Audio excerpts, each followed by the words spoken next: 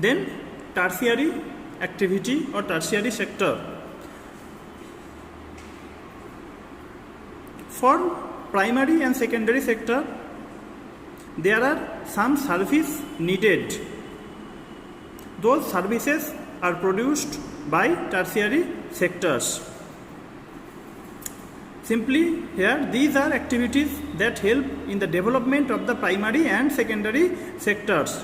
These activities by themselves do not produce any good, remember, but they are an aid or support or help for the production process or distribution process after production. For example, goods that are produced in the primary or secondary sector which need to be transported by trucks or trains and then sold in a wholesale and retail shops. So here mainly the activity of transporting the goods. At times it may be necessary to store these in godowns. In local area, also in Burdwan, you can see lots of cold storage are there to store potatoes and other vegetables. So those will be under tertiary sector. We also may need to talk to other over telephone and send letter or communicating by phones, etc., etc. Those will be under also tertiary sector.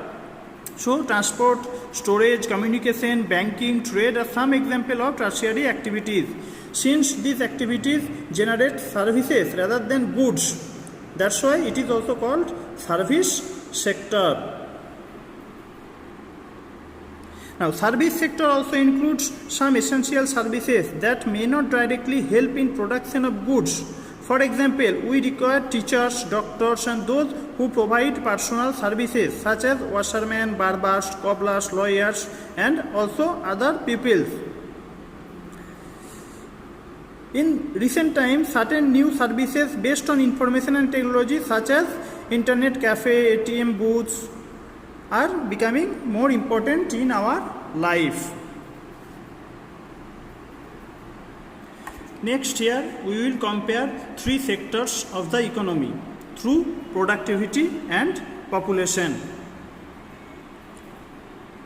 As thousands of economic activities going around in all three sectors, it makes almost impossible to take account of every such activities.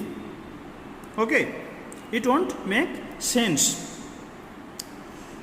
That's why we check only final goods and services. What is final goods and services? We will come to that later. First, for example,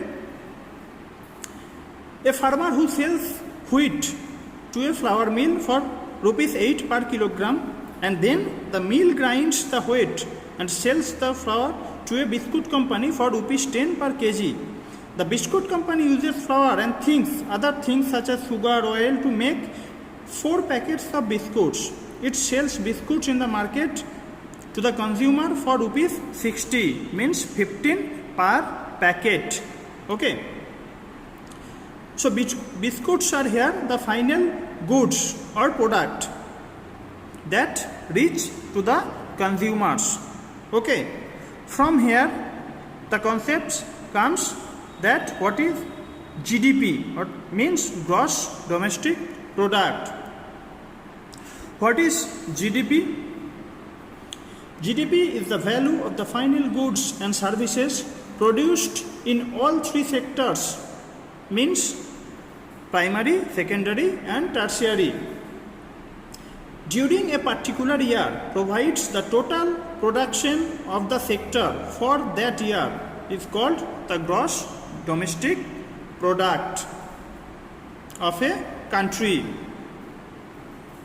So here in example the final product is biscuit. Okay. Now here we will discuss about historical changes in sectors. At initial stages of development, primary sector was the most important sector of economic activity in a country, like majorly agricultural sector or agricultural activity. Then, with the innovation in farming methods, agriculture sector began to produce much more food than before. After that, people started working in industries. Some people also got involved in transportation. Gradually, secondary sector became the most important in economy and providing employment to the population. Now, different industries related to food processing, equipments making, textiles coming in large number in recent times.